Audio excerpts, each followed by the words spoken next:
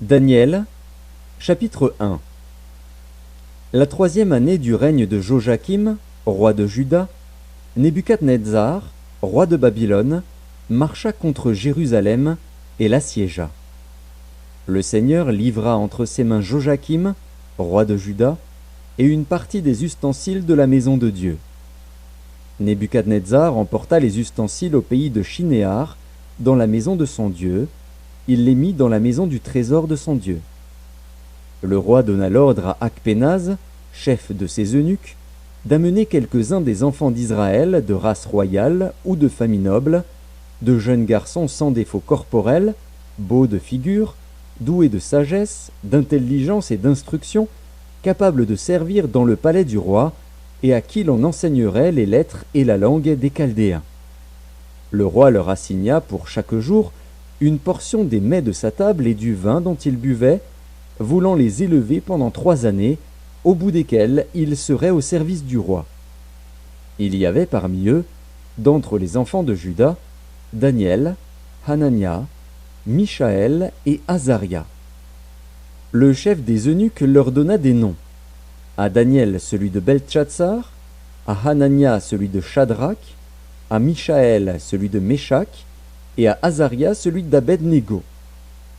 Daniel résolut de ne pas se souiller par les mets du roi et par le vin dont le roi buvait, et il pria le chef des eunuques de ne pas l'obliger à se souiller.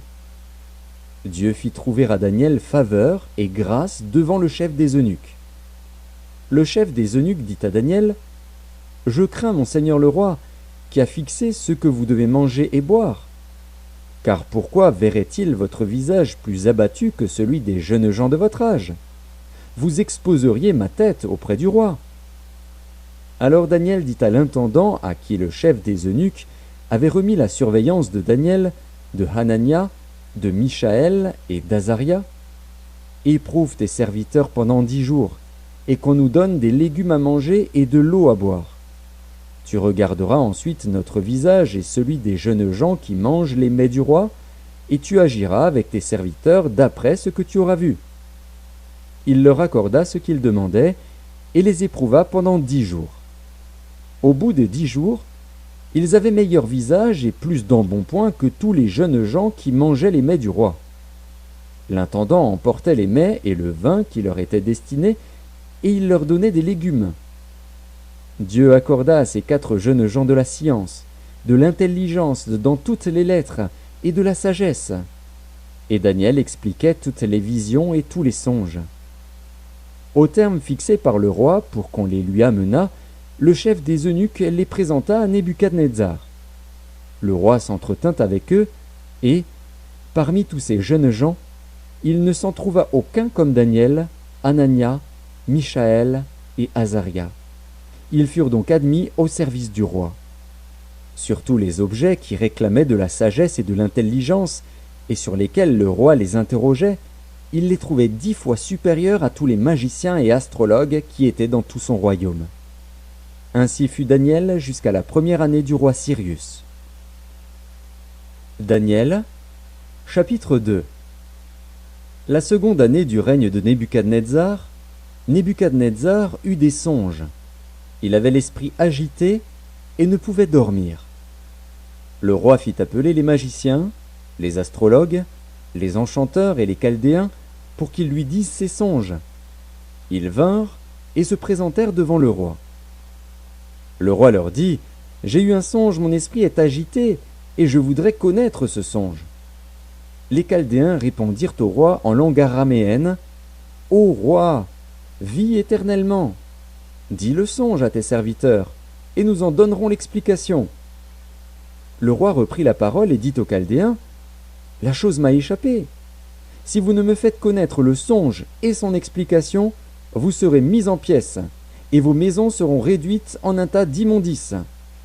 Mais si vous me dites le songe et son explication, vous recevrez de moi des dons et des présents et de grands honneurs. C'est pourquoi dites-moi le songe et son explication. » Ils répondirent pour la seconde fois : « Que le roi dise le songe à ses serviteurs, et nous en donnerons l'explication. » Le roi reprit la parole et dit : « Je m'aperçois, en vérité, que vous voulez gagner du temps, parce que vous voyez que la chose m'a échappé.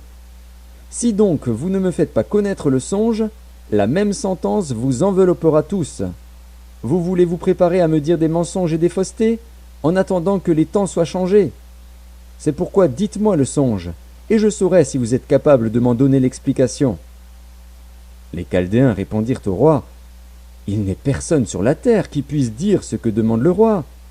Aussi jamais roi, quelque grand et puissant qu'il ait été, n'a exigé une pareille chose d'aucun magicien, astrologue ou chaldéen.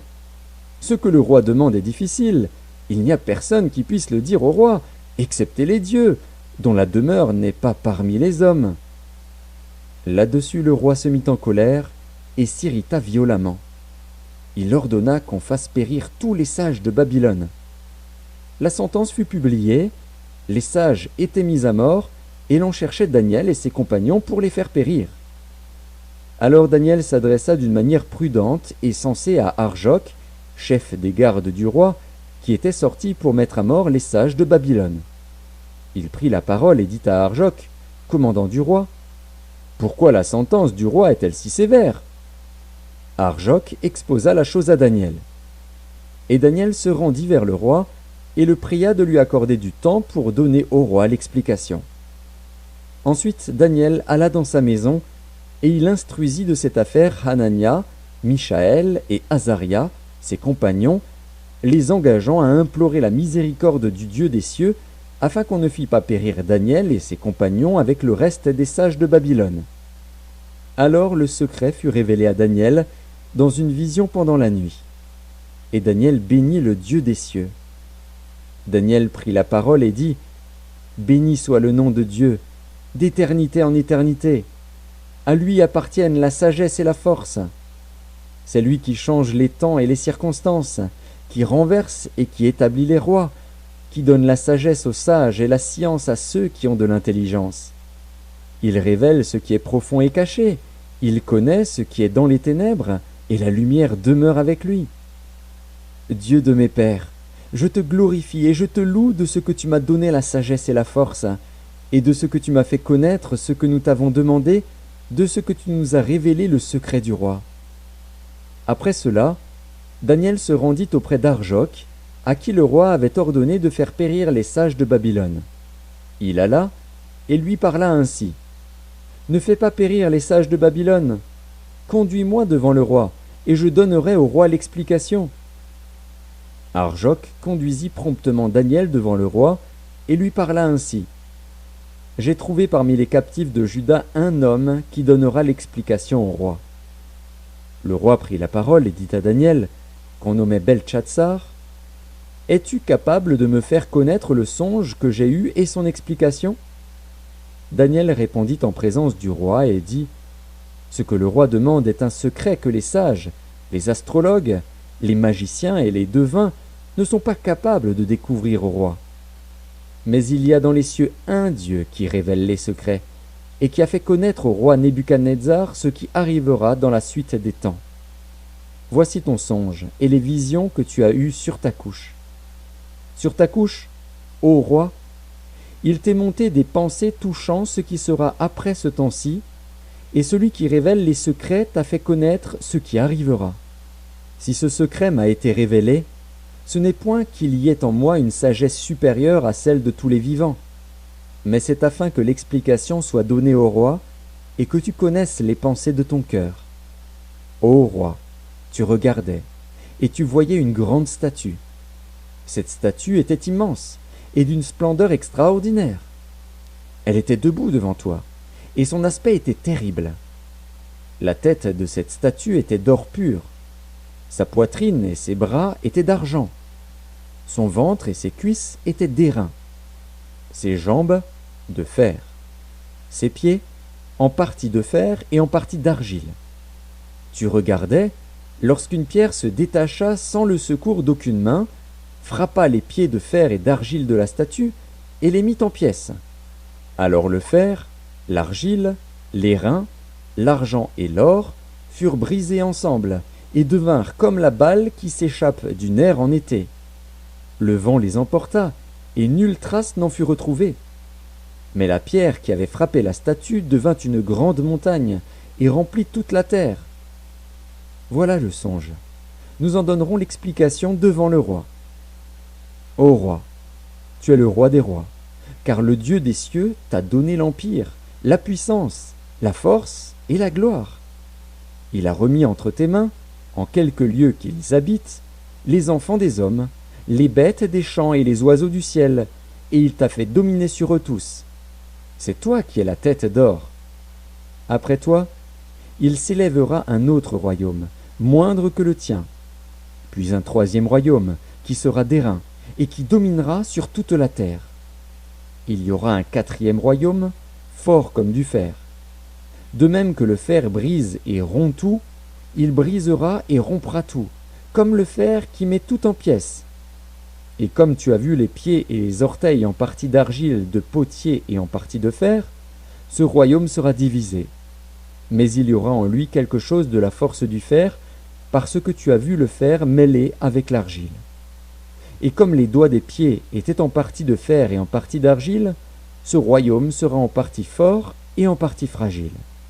Tu as vu le fer mêlé avec l'argile, parce qu'ils se mêleront par des alliances humaines, mais ils ne seront point unis l'un à l'autre, de même que le fer ne s'allie point avec l'argile.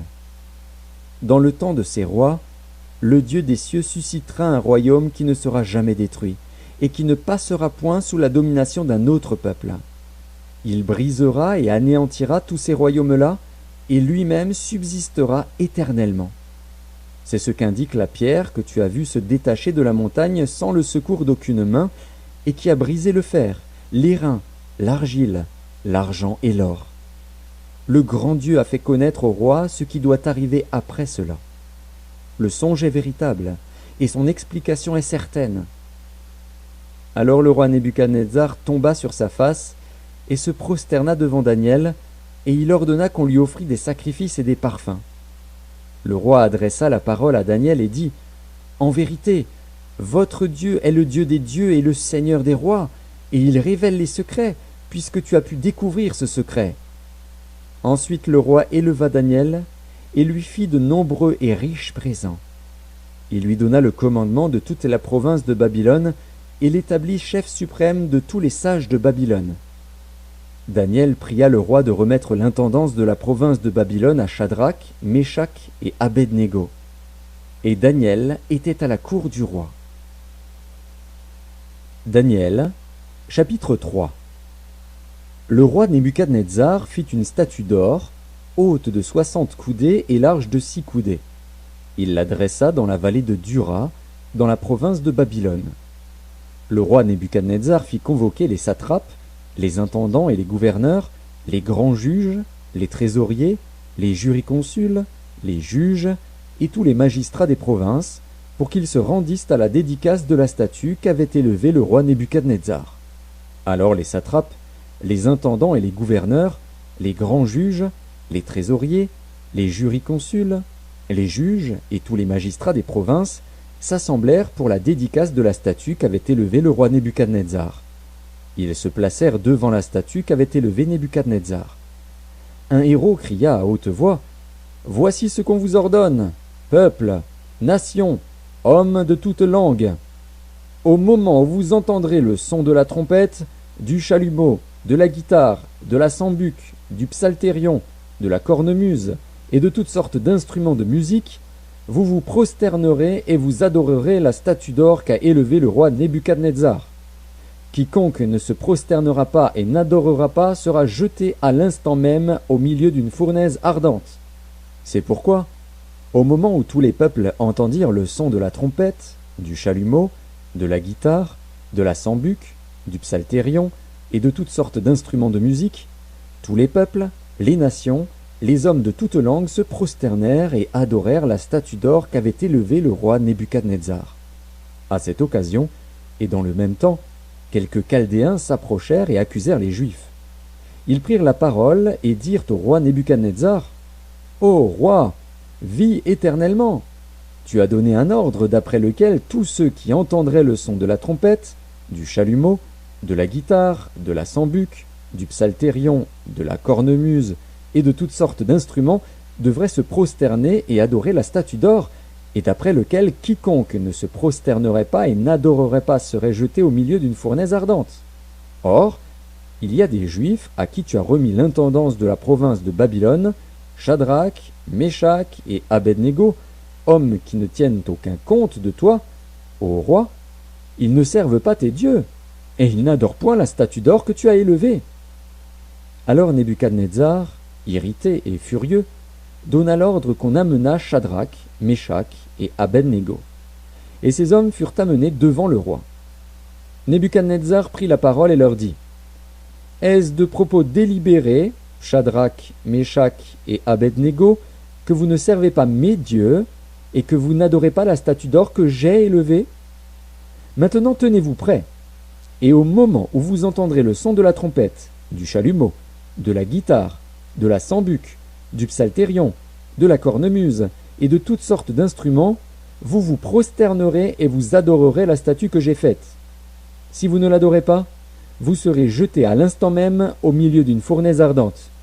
Et quel est le Dieu qui vous délivrera de ma main ? » Shadrach, Meshach et Abednego répliquèrent au roi Nebuchadnezzar : « Nous n'avons pas besoin de te répondre là-dessus. Voici, notre Dieu que nous servons peut nous délivrer de la fournaise ardente, et il nous délivrera de ta main, ô roi. Sinon, sache, ô roi, que nous ne servirons pas tes dieux, et que nous n'adorerons pas la statue d'or que tu as élevée. » Sur quoi Nebuchadnezzar fut rempli de fureur, et il changea de visage en tournant ses regards contre Shadrach, Meshach et Abednego. Il reprit la parole et ordonna de chauffer la fournaise 7 fois plus qu'il ne convenait de la chauffer. Puis il commanda à quelques-uns des plus vigoureux soldats de son armée de lier Shadrach, Meshach et Abednego et de les jeter dans la fournaise ardente.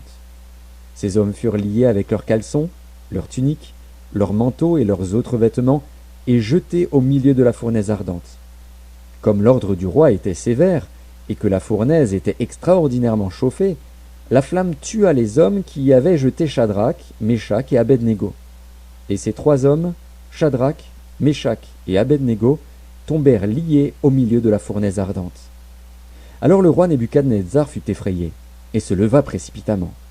Il prit la parole et dit à ses conseillers : « N'avons-nous pas jeté au milieu du feu 3 hommes liés ?» Ils répondirent au roi : « Certainement, ô roi. » Il reprit et dit : « Eh bien, je vois 4 hommes sans lien qui marchent au milieu du feu et qui n'ont point de mal. Et la figure du 4e ressemble à celle d'un fils des dieux. » Ensuite Nebuchadnezzar s'approcha de l'entrée de la fournaise ardente, et prenant la parole, il dit : « Shadrach, Meshach et Abednego, serviteurs du Dieu suprême, sortez et venez. » Et Shadrach, Meshach et Abednego sortirent du milieu du feu. Les satrapes, les intendants, les gouverneurs et les conseillers du roi s'assemblèrent. Ils virent que le feu n'avait eu aucun pouvoir sur le corps de ces hommes, que les cheveux de leur tête n'avaient pas été brûlés, que leurs caleçons n'étaient point endommagés, et que l'odeur du feu ne les avait pas atteints. Nebuchadnezzar prit la parole et dit : « Béni soit le Dieu de Shadrach, de Meshach et d'Abednego, lequel a envoyé son ange et délivré ses serviteurs qui ont eu confiance en lui, et qui ont violé l'ordre du roi et livré leur corps plutôt que de servir et d'adorer aucun autre Dieu que leur Dieu. Voici maintenant l'ordre que je donne. Tout homme, à quelque peuple, nation ou langue qu'il appartienne, qui parlera mal du Dieu de Shadrach, de Meshach et d'Abednego, sera mis en pièces, et sa maison sera réduite en un tas d'immondices, parce qu'il n'y a aucun autre Dieu qui puisse délivrer comme lui. » Après cela, le roi fit prospérer Shadrach, Meshach et Abednego dans la province de Babylone. Daniel, chapitre 4. Nebuchadnezzar, roi, à tous les peuples, aux nations, aux hommes de toute langue qui habitent sur toute la terre. Que la paix vous soit donnée avec abondance. Il m'a semblé bon de faire connaître les signes et les prodiges que le Dieu suprême a opérés à mon égard. Que ces signes sont grands, que ces prodiges sont puissants. Son règne est un règne éternel, et sa domination subsiste de génération en génération. Moi, Nebuchadnezzar, je vivais tranquille dans ma maison et heureux dans mon palais. J'ai eu un songe qui m'a effrayé. Les pensées dont j'étais poursuivi sur ma couche et les visions de mon esprit me remplissaient d'épouvante. J'ordonnai qu'on fît venir devant moi tous les sages de Babylone, afin qu'ils me donnassent l'explication du songe. Alors vinrent les magiciens, les astrologues, les chaldéens et les devins. Je leur dis le songe, et ils ne m'en donnèrent point l'explication.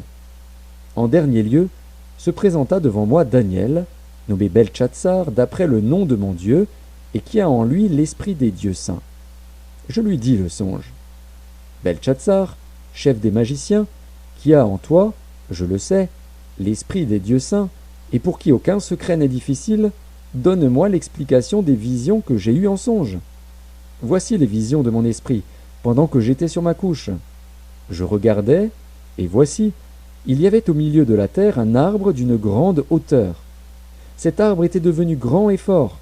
Sa cime s'élevait jusqu'aux cieux, et on le voyait des extrémités de toute la terre. Son feuillage était beau, et ses fruits abondants. Il portait de la nourriture pour tous. Les bêtes des champs s'abritaient sous son ombre. Les oiseaux du ciel faisaient leur demeure parmi ses branches, et tout être vivant tirait de lui sa nourriture. Dans les visions de mon esprit, que j'avais sur ma couche, je regardais, et voici, un de ceux qui veillent et qui sont saints descendit des cieux. Il cria avec force et parla ainsi. « Abattez l'arbre, et coupez ses branches, secouez le feuillage, et dispersez les fruits.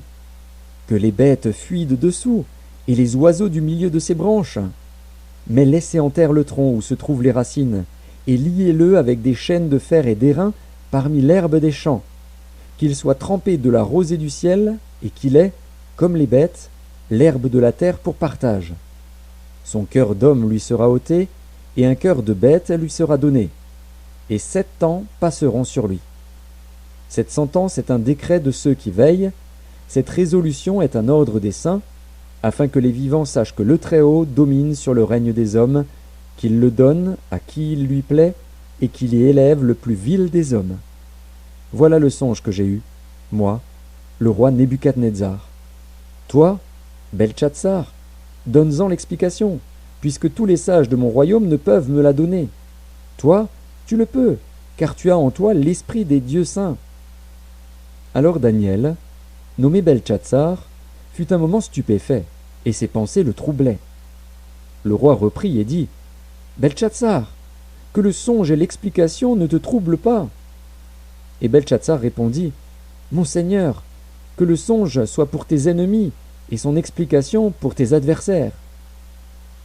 L'arbre que tu as vu, qui était devenu grand et fort, dont la cime s'élevait jusqu'aux cieux et qu'on voyait de tous les points de la terre, cet arbre, dont le feuillage était beau et les fruits abondants, qui portait de la nourriture pour tous, sous lequel s'abritaient les bêtes des champs, et parmi les branches duquel les oiseaux du ciel faisaient leur demeure, c'est toi, ô roi, qui es devenu grand et fort, dont la grandeur s'est accrue et s'est élevée jusqu'aux cieux, et dont la domination s'étend jusqu'aux extrémités de la terre. Le roi a vu l'un de ceux qui veillent et qui sont saints descendre des cieux et dire « Abattez l'arbre et détruisez-le, mais laissez en terre le tronc où se trouvent les racines, et liez-le avec des chaînes de fer et d'airain parmi l'herbe des champs, qu'il soit trempé de la rosée du ciel, et que son partage soit avec les bêtes des champs, jusqu'à ce que 7 ans soient passés sur lui. Voici l'explication, ô roi. Voici le décret du Très-Haut qui s'accomplira sur mon Seigneur le roi. On te chassera du milieu des hommes. Tu auras ta demeure avec les bêtes des champs, et l'on te donnera comme aux bœufs de l'herbe à manger. Tu seras trempé de la rosée du ciel, et 7 ans passeront sur toi, jusqu'à ce que tu saches que le Très-Haut domine sur le règne des hommes et qu'il le donne à qui il lui plaît.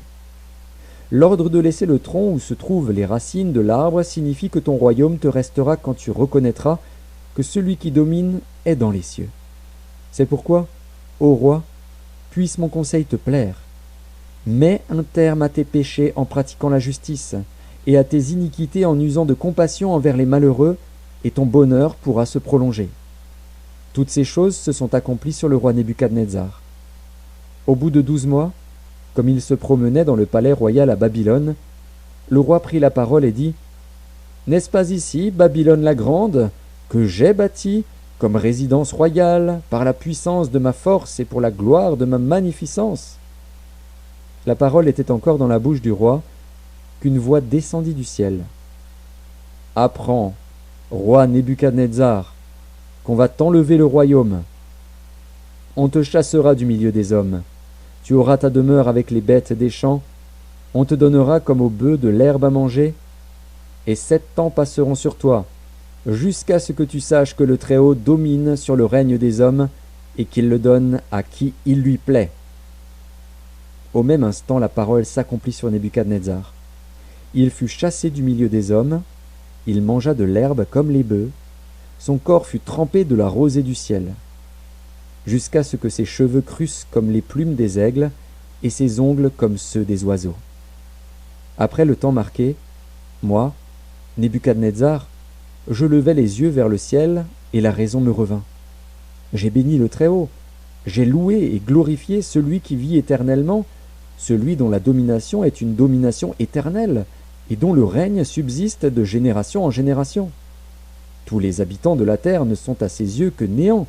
Il agit comme il lui plaît avec l'armée des cieux et avec les habitants de la terre, et il n'y a personne qui résiste à sa main et qui lui dise « Que fais-tu » En ce temps, la raison me revint.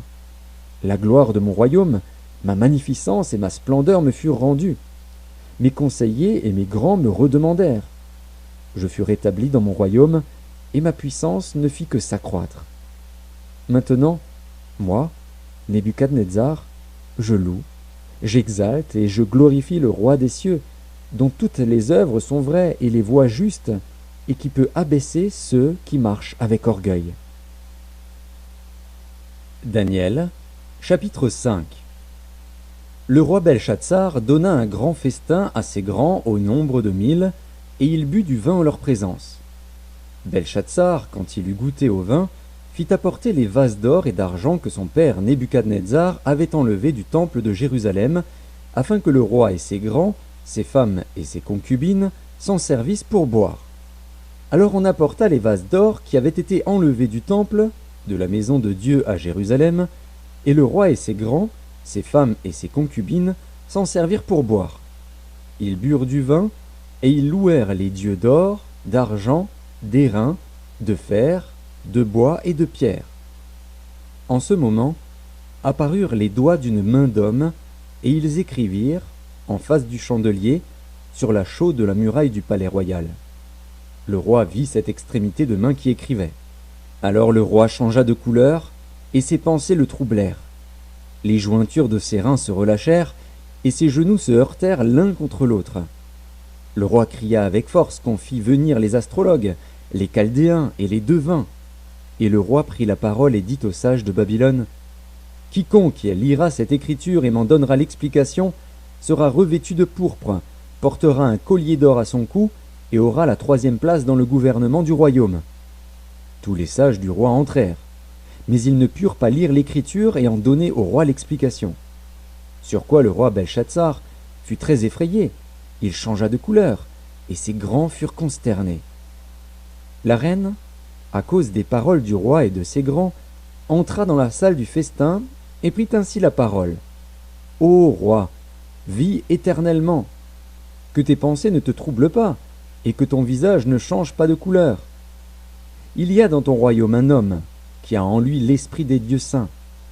Et du temps de ton père, on trouva chez lui des lumières, de l'intelligence, et une sagesse semblable à la sagesse des dieux. Aussi le roi Nebuchadnezzar, ton père, le roi, ton père, l'établit chef des magiciens, des astrologues, des Chaldéens, des devins, parce qu'on trouva chez lui, chez Daniel, nommé par le roi Belshazzar, un esprit supérieur, de la science et de l'intelligence, la faculté d'interpréter les songes, d'expliquer les énigmes et de résoudre les questions difficiles. Que Daniel soit donc appelé, et il donnera l'explication. » Alors Daniel fut introduit devant le roi. Le roi prit la parole et dit à Daniel, « Es-tu ce Daniel, l'un des captifs de Juda, que le roi, mon père, a amené de Juda? J'ai appris sur ton compte que tu as en toi l'esprit des dieux, et qu'on trouve chez toi des lumières, de l'intelligence et une sagesse extraordinaire. » On vient d'amener devant moi les sages et les astrologues, afin qu'ils lussent cette écriture et m'en donnassent l'explication. Mais ils n'ont pas pu donner l'explication des mots. J'ai appris que tu peux donner des explications et résoudre des questions difficiles. Maintenant, si tu peux lire cette écriture et m'en donner l'explication, tu seras revêtu de pourpre, tu porteras un collier d'or à ton cou, et tu auras la 3e place dans le gouvernement du royaume. Daniel répondit en présence du roi, « Garde tes dons, et accorde à un autre tes présents. Je lirai néanmoins l'écriture au roi, et je lui en donnerai l'explication. Ô roi, le Dieu suprême avait donné à Nebuchadnezzar, ton père, l'empire, la grandeur, la gloire et la magnificence. Et à cause de la grandeur qu'il lui avait donnée, tous les peuples, les nations, les hommes de toute langue étaient dans la crainte et tremblaient devant lui. Le roi faisait mourir ceux qu'il voulait, et il laissait la vie à ceux qu'il voulait. Il élevait ceux qu'il voulait, et il abaissait ceux qu'il voulait. Mais lorsque son cœur s'éleva et que son esprit s'endurcit jusqu'à l'arrogance, il fut précipité de son trône royal et dépouillé de sa gloire. Il fut chassé du milieu des enfants des hommes, son cœur devint semblable à celui des bêtes, et sa demeure fut avec les ânes sauvages. On lui donna comme au bœuf de l'herbe à manger, et son corps fut trempé de la rosée du ciel, jusqu'à ce qu'il reconnût que le Dieu suprême domine sur le règne des hommes et qu'il le donne à qui il lui plaît. Et toi, Belchatsar, son fils, tu n'as pas humilié ton cœur, quoique tu susses toutes ces choses. Tu t'es élevé contre le Seigneur des cieux. Les vases de sa maison ont été apportés devant toi, et vous vous en êtes servis pour boire du vin, toi et tes grands, tes femmes et tes concubines. Tu as loué les dieux d'argent, d'or, d'airain, de fer, de bois et de pierre, qui ne voient point, qui n'entendent point, et qui ne savent rien. Et tu n'as pas glorifié le Dieu qui a dans sa main ton souffle et toutes tes voies. C'est pourquoi il a envoyé cette extrémité de main qui a tracé cette écriture. Voici l'écriture qui a été tracée.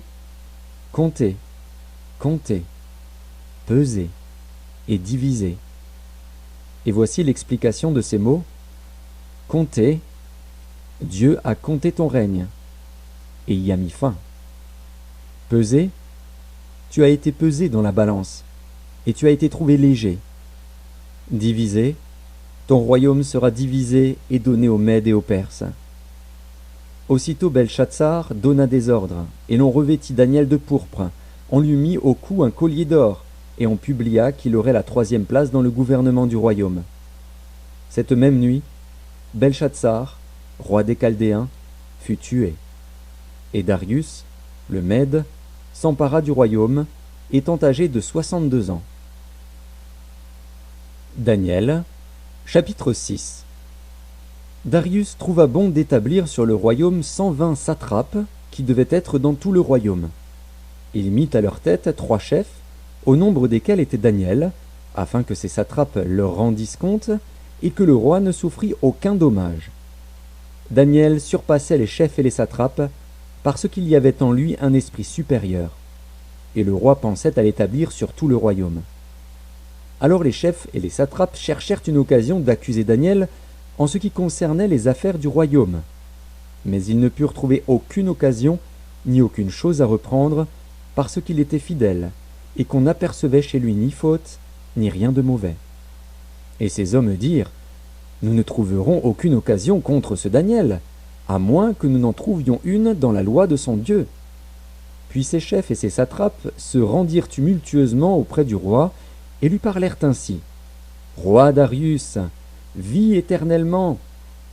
Tous les chefs du royaume, les intendants, les satrapes, les conseillers et les gouverneurs sont d'avis qu'il soit publié un édit royal avec une défense sévère, portant que quiconque, dans l'espace de 30 jours, adressera des prières à quelque dieu ou à quelque homme, excepté à toi, ô roi, sera jeté dans la fosse aux lions. Maintenant, ô roi, confirme la défense et écris le décret, afin qu'il soit irrévocable, selon la loi des Mèdes et des Perses, qui est immuable. Là-dessus, le roi Darius écrivit le décret et la défense. Lorsque Daniel sut que le décret était écrit, il se retira dans sa maison, où les fenêtres de la chambre supérieure étaient ouvertes dans la direction de Jérusalem.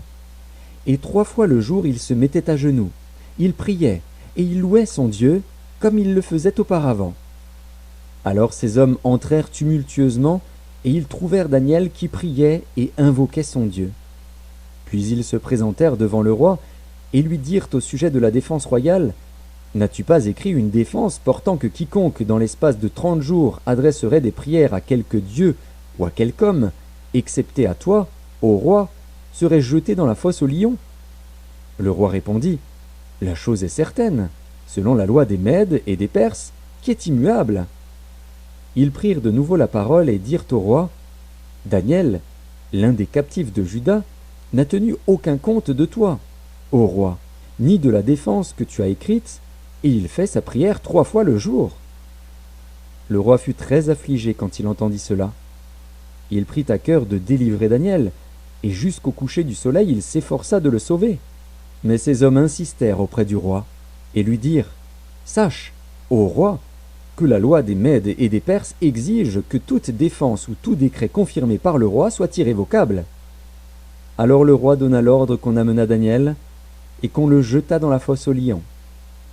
Le roi prit la parole et dit à Daniel, « Puisse ton Dieu, que tu sers avec persévérance, te délivrer. » On apporta une pierre, et on la mit sur l'ouverture de la fosse.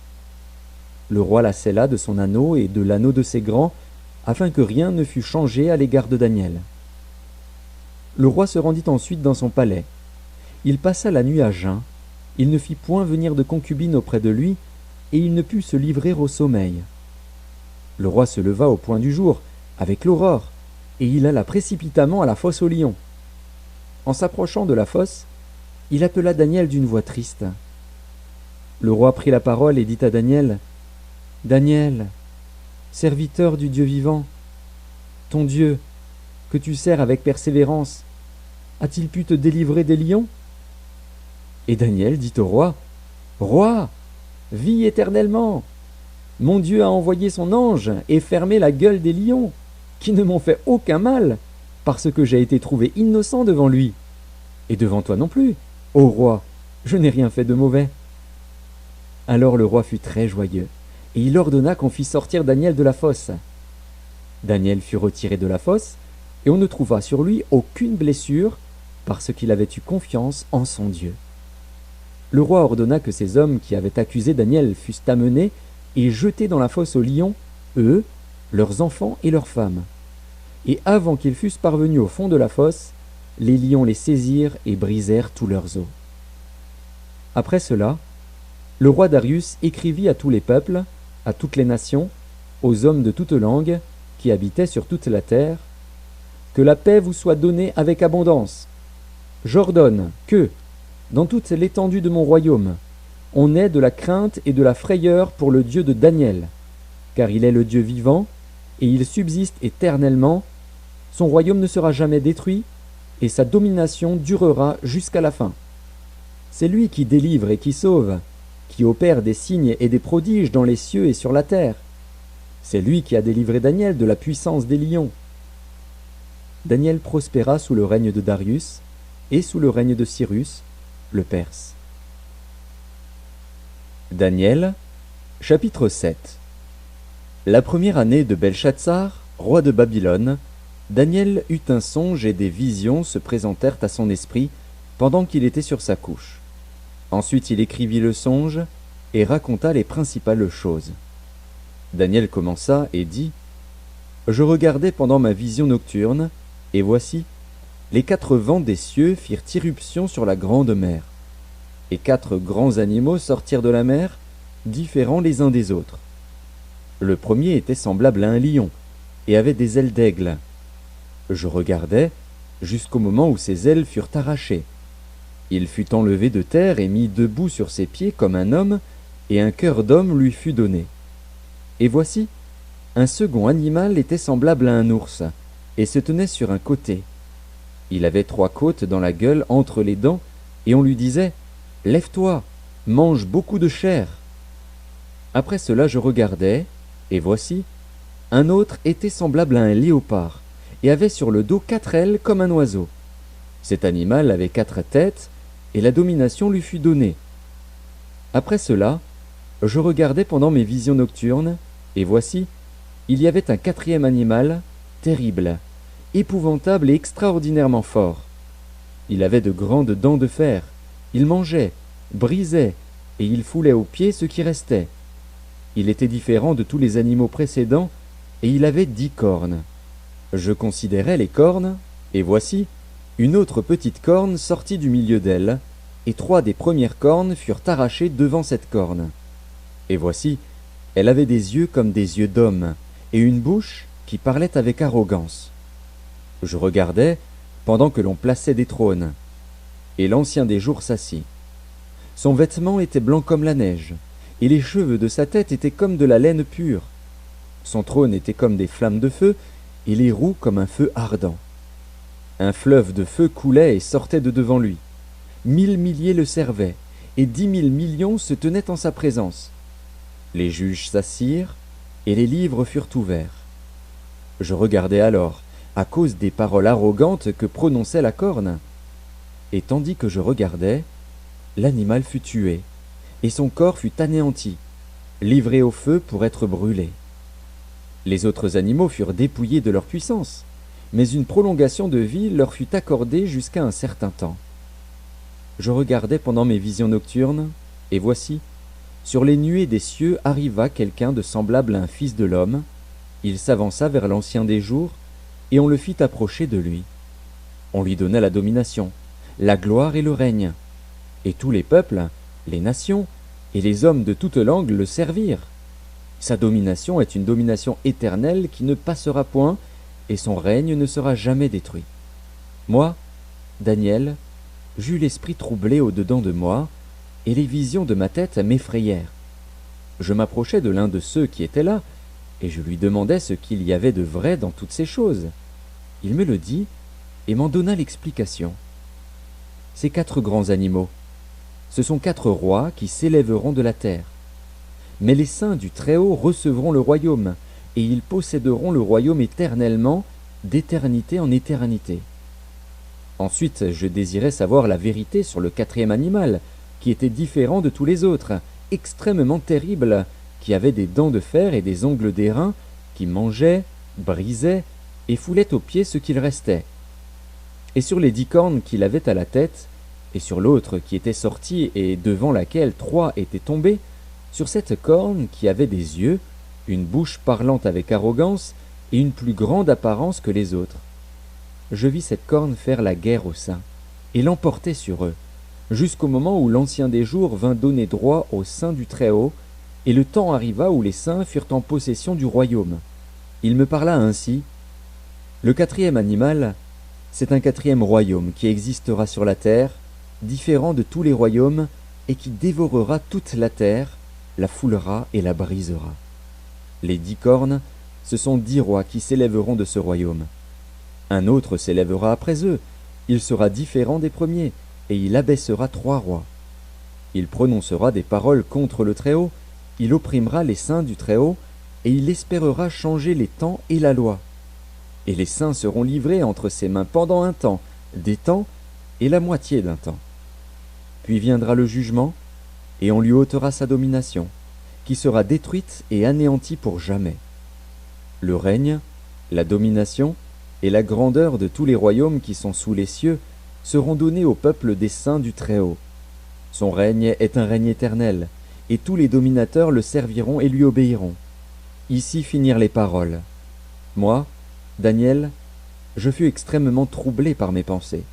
Je changeais de couleur, et je conservais ces paroles dans mon cœur. Daniel, chapitre 8. La 3e année du règne du roi Beltchatsar, moi, Daniel, j'eus une vision, outre celle que j'avais eue précédemment. Lorsque j'eus cette vision, il me sembla que j'étais à Suse, la capitale, dans la province d'Élam. Et pendant ma vision, je me trouvais près du fleuve d'Ulaï. Je levai les yeux, je regardais, et voici, un bélier se tenait devant le fleuve, et il avait des cornes. Ces cornes étaient hautes, mais l'une était plus haute que l'autre, et elle s'éleva la dernière. Je vis le bélier qui frappait de ses cornes à l'Occident, au septentrion et au midi. Aucun animal ne pouvait lui résister, et il n'y avait personne pour délivrer ses victimes. Il faisait ce qu'il voulait, et il devint puissant. Comme je regardais attentivement, voici, un bouc venait de l'Occident et parcourait toute la terre à sa surface sans la toucher. Ce bouc avait une grande corne entre les yeux. Il arriva jusqu'au bélier qui avait des cornes et que j'avais vu se tenant devant le fleuve, et il courut sur lui dans toute sa fureur. Je le vis qui s'approchait du bélier et s'irritait contre lui. Il frappa le bélier et lui brisa les 2 cornes, sans que le bélier eût la force de lui résister.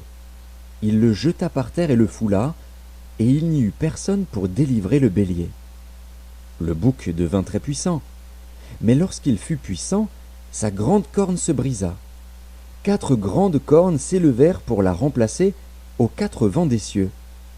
De l'une d'elles sortit une petite corne, qui s'agrandit beaucoup vers le midi, vers l'Orient et vers le plus beau des pays. Elle s'éleva jusqu'à l'armée des cieux, elle fit tomber à terre une partie de cette armée des étoiles, et elle les foula. Elle s'éleva jusqu'au chef de l'armée, lui enleva le sacrifice perpétuel, et renversa le lieu de son sanctuaire. L'armée fut livrée avec le sacrifice perpétuel à cause du péché. La corne jeta la vérité par terre et réussit dans ses entreprises. J'entendis parler un saint, et un autre saint dit à celui qui parlait : Pendant combien de temps s'accomplira la vision sur le sacrifice perpétuel et sur le péché dévastateur? Jusque à quand le sanctuaire et l'armée seront-ils foulés? Et il me dit : 2300 soirs et matins, puis le sanctuaire sera purifié. Tandis que moi, Daniel, j'avais cette vision et que je cherchais à la comprendre, voici, quelqu'un qui avait l'apparence d'un homme se tenait devant moi. Et j'entendis la voix d'un homme au milieu de l'Ulaï. Il cria et dit : Gabriel, explique-lui la vision. Il vint alors près du lieu où j'étais. Et à son approche, je fus effrayé, et je tombai sur ma face. Il me dit : Sois attentif, fils de l'homme, car la vision concerne un temps qui sera la fin. Comme il me parlait, je restais frappé d'étourdissement, la face contre terre. Il me toucha, et me fit tenir debout à la place où je me trouvais. Puis il me dit : Je vais t'apprendre ce qui arrivera au terme de la colère, car il y a un temps marqué pour la fin. Le bélier que tu as vu, et qui avait des cornes, ce sont les rois des Mèdes et des Perses. Le bouc, c'est le roi de Javan. La grande corne entre ses yeux, c'est le premier roi. Les 4 cornes qui se sont élevées pour remplacer cette corne brisée, ce sont 4 royaumes qui s'élèveront de cette nation, mais qui n'auront pas autant de force. À la fin de leur domination, lorsque les pécheurs seront consumés, il s'élèvera un roi impudent et artificieux. Sa puissance s'accroîtra, mais non par sa propre force. Il fera d'incroyables ravages. Il réussira dans ses entreprises. Il détruira les puissants et le peuple des saints. À cause de sa prospérité et du succès de ses ruses, il aura de l'arrogance dans le cœur. Il fera périr beaucoup d'hommes qui vivaient paisiblement, et il s'élèvera contre le chef des chefs, mais il sera brisé, sans l'effort d'aucune main. Et la vision des soirs et des matins, dont il s'agit, est véritable. Pour toi, tiens secrète cette vision, car elle se rapporte à des temps éloignés. Moi, Daniel, je fus plusieurs jours languissant et malade. Puis je me levai, et je m'occupais des affaires du roi. J'étais étonné de la vision, et personne n'en eut connaissance. Daniel, chapitre 9. La première année de Darius, fils d'Assuérus, de la race des Mèdes, lequel était devenu roi du royaume des Chaldéens, la première année de son règne, moi, Daniel, je vis par les livres qu'il devait s'écouler 70 ans pour les ruines de Jérusalem, d'après le nombre des années dont l'Éternel avait parlé à Jérémie, le prophète. Je tournai ma face vers le Seigneur Dieu, afin de recourir à la prière et aux supplications, en jeûnant et en prenant le sac et la cendre. Je priai l'Éternel, mon Dieu, et je lui fis cette confession. Seigneur, Dieu grand et redoutable, toi qui gardes ton alliance et qui fais miséricorde à ceux qui t'aiment et qui observent tes commandements. Nous avons péché, nous avons commis l'iniquité, nous avons été méchants et rebelles, nous nous sommes détournés de tes commandements et de tes ordonnances. Nous n'avons pas écouté tes serviteurs, les prophètes, qui ont parlé en ton nom à nos rois, à nos chefs, à nos pères et à tout le peuple du pays. À toi, Seigneur, est la justice, et à nous la confusion de face, en ce jour, aux hommes de Juda, aux habitants de Jérusalem, et à tout Israël, à ceux qui sont près et à ceux qui sont loin, dans tous les pays où tu les as chassés à cause des infidélités dont ils se sont rendus coupables envers toi. Seigneur, à nous la confusion de face, à nos rois, à nos chefs et à nos pères, parce que nous avons péché contre toi. Auprès du Seigneur, notre Dieu, la miséricorde et le pardon, car nous avons été rebelles envers lui. Nous n'avons pas écouté la voix de l'Éternel, notre Dieu, pour suivre ses lois qu'il avait mises devant nous par ses serviteurs, les prophètes. Tout Israël a transgressé ta loi, et s'est détourné pour ne pas écouter ta voix. Alors se sont répandues sur nous les malédictions et les imprécations qui sont écrites dans la loi de Moïse, serviteur de Dieu, parce que nous avons péché contre Dieu. Il a accompli les paroles qu'il avait prononcées contre nous et contre nos chefs qui nous ont gouvernés. Il a fait venir sur nous une grande calamité, et il n'en est jamais arrivé sous le ciel entier une semblable à celle qui est arrivée à Jérusalem. Comme cela est écrit dans la loi de Moïse, toute cette calamité est venue sur nous, et nous n'avons pas imploré l'Éternel, notre Dieu. Nous ne nous sommes pas détournés de nos iniquités, nous n'avons pas été attentifs à ta vérité. L'Éternel a veillé sur cette calamité et l'a fait venir sur nous. Car l'Éternel, notre Dieu, est juste dans toutes les choses qu'il a faites, mais nous n'avons pas écouté sa voix.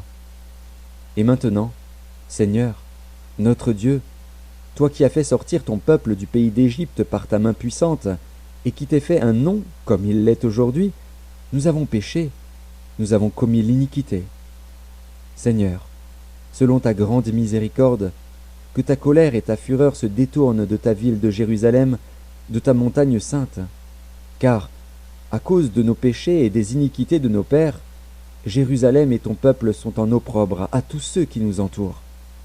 Maintenant donc, ô notre Dieu, écoute la prière et les supplications de ton serviteur, et, pour l'amour du Seigneur, fais briller ta face sur ton sanctuaire dévasté. Mon Dieu, prête l'oreille et écoute. Ouvre les yeux et regarde nos ruines, regarde la ville sur laquelle ton nom est invoqué. Car ce n'est pas à cause de notre justice que nous te présentons nos supplications, c'est à cause de tes grandes compassions. Seigneur, écoute. Seigneur, pardonne. Seigneur, sois attentif. Agis et ne tarde pas, par amour pour toi, ô mon Dieu. Car ton nom est invoqué sur ta ville et sur ton peuple. Je parlais encore, je priais, je confessais mon péché et le péché de mon peuple d'Israël, et je présentais mes supplications à l'Éternel, mon Dieu, en faveur de la sainte montagne de mon Dieu. Je parlais encore dans ma prière, quand l'homme, Gabriel, que j'avais vu précédemment dans une vision, s'approcha de moi d'un vol rapide, au moment de l'offrande du soir. Il m'instruisit et s'entretint avec moi. Il me dit, « Daniel, je suis venu maintenant pour ouvrir ton intelligence. Lorsque tu as commencé à prier, la parole est sortie, et je viens pour te l'annoncer. Car tu es un bien-aimé. Sois attentif à la parole, et comprends la vision. 70 semaines ont été fixées sur ton peuple et sur ta ville sainte, pour faire cesser les transgressions et mettre fin au péché, pour expier l'iniquité et amener la justice éternelle, pour sceller la vision et le prophète, et pour oindre le Saint des saints. Sache-le donc, et comprends. Depuis le moment où la parole a annoncé que Jérusalem sera rebâtie jusqu'à loin, au conducteur, il y a 7 semaines et 62 semaines, les places et les fossés seront rétablis, mais en des temps fâcheux. Après les 62 semaines, un oint sera retranché, et il n'aura pas de successeur. Le peuple d'un chef qui viendra détruira la ville et le sanctuaire, et sa fin arrivera comme par une inondation. Il est arrêté que les dévastations dureront jusqu'au terme de la guerre. Il fera une solide alliance avec plusieurs pour une semaine, et durant la moitié de la semaine il fera cesser le sacrifice et l'offrande. Le dévastateur commettra les choses les plus abominables, jusqu'à ce que la ruine et ce qui a été résolu fondent sur le dévastateur. Daniel, chapitre 10.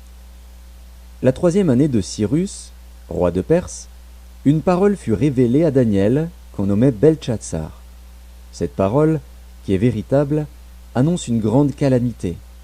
Il fut attentif à cette parole, et il eut l'intelligence de la vision.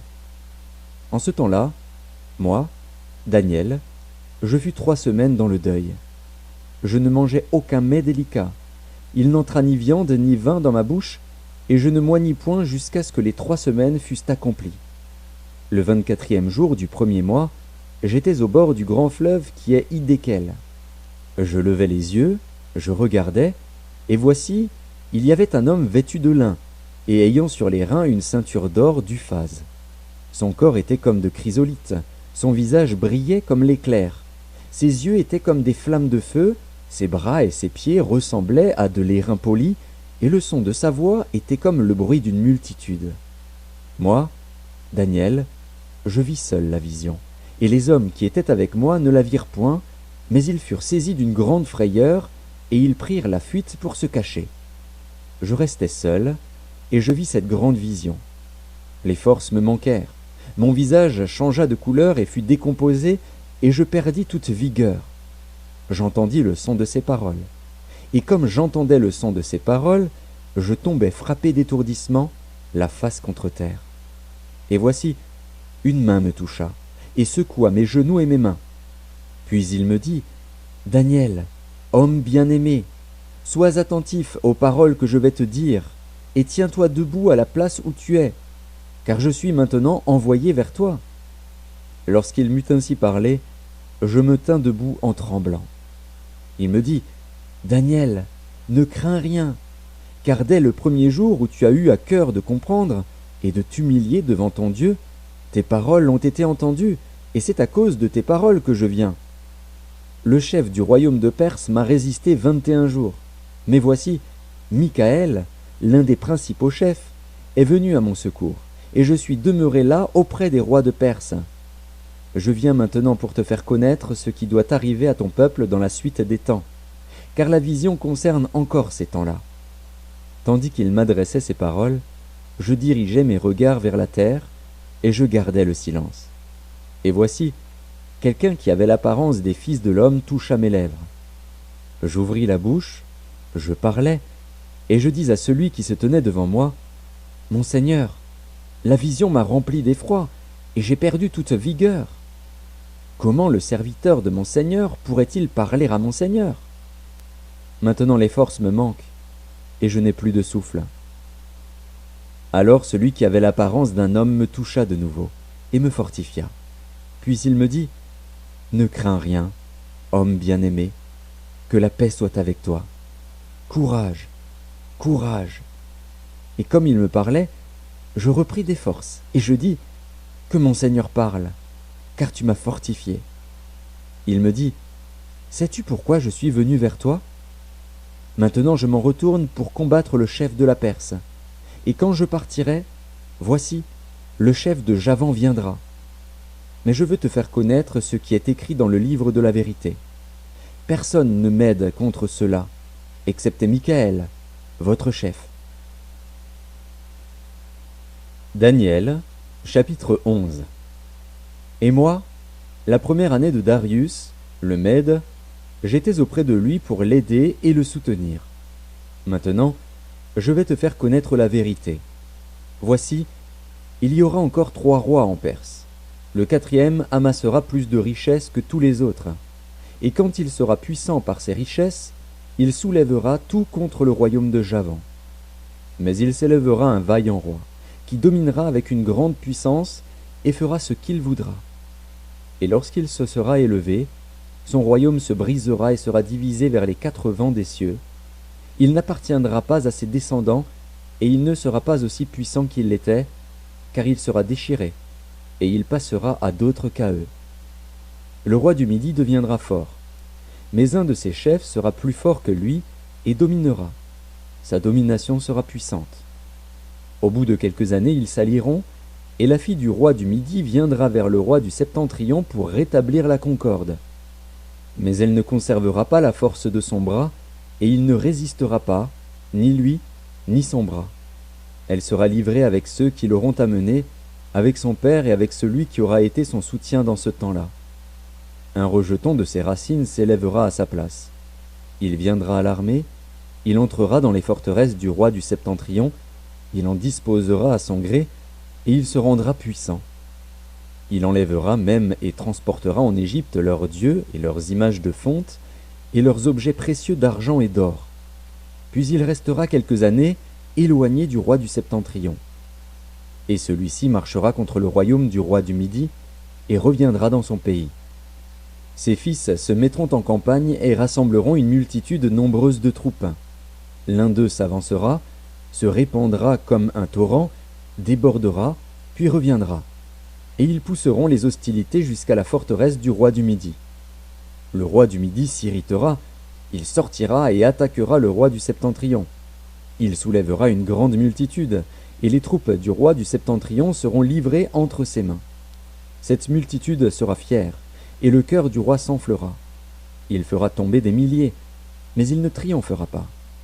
Car le roi du Septentrion reviendra et rassemblera une multitude plus nombreuse que la première. Au bout de quelque temps, de quelques années, il se mettra en marche avec une grande armée et de grandes richesses. En ce temps-là, plusieurs s'élèveront contre le roi du Midi, et des hommes violents parmi ton peuple se révolteront pour accomplir la vision, et ils succomberont. Le roi du Septentrion s'avancera, il élèvera des terrasses et s'emparera des villes fortes. Les troupes du Midi et l'élite du roi ne résisteront pas, elles manqueront de force pour résister. Celui qui marchera contre lui fera ce qu'il voudra, et personne ne lui résistera. Il s'arrêtera dans le plus beau des pays, exterminant ce qui tombera sous sa main. Il se proposera d'arriver avec toutes les forces de son royaume et de conclure la paix avec le roi du Midi. Il lui donnera sa fille pour femme, dans l'intention d'amener sa ruine. Mais cela n'aura pas lieu, et ne lui réussira pas. Il tournera ses vues du côté des îles, et il en prendra plusieurs.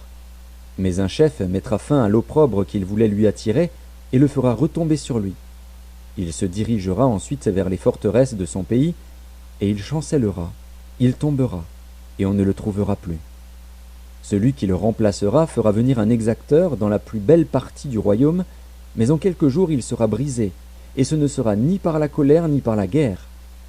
Un homme méprisé prendra sa place, sans être revêtu de la dignité royale. Il paraîtra au milieu de la paix, et s'emparera du royaume par l'intrigue. Les troupes qui se répandront comme un torrent seront submergées devant lui et anéanties, de même qu'un chef de l'alliance. Après qu'on se sera joint à lui, il usera de tromperie. Il se mettra en marche, et il aura le dessus avec peu de monde. Il entrera, au sein de la paix, dans les lieux les plus fertiles de la province. Il fera ce que n'avaient pas fait ses pères, ni les pères de ses pères. Il distribuera le butin, les dépouilles et les richesses. Il formera des projets contre les forteresses, et cela pendant un certain temps. À la tête d'une grande armée, il emploiera sa force et son ardeur contre le roi du Midi.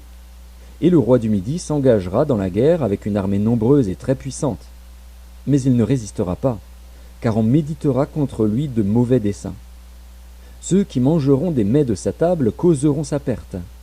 Ses troupes se répandront comme un torrent, et les morts tomberont en grand nombre.